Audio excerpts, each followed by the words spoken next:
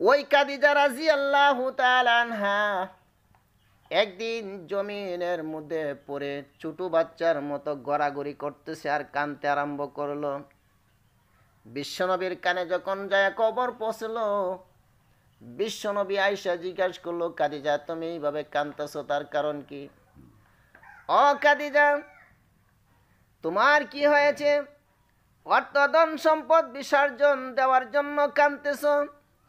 খাদিজা রাদিয়াল্লাহু তাআলা আনহা বলেন, ইয়া রাসূলুল্লাহ, ইয়া হাবিবাল্লাহ, ওগো আল্লাহর রাসূল, আমি এই জন্য কান্দি না, আমি শুধু কান্দি দুইটা বিষয়ের জন্য।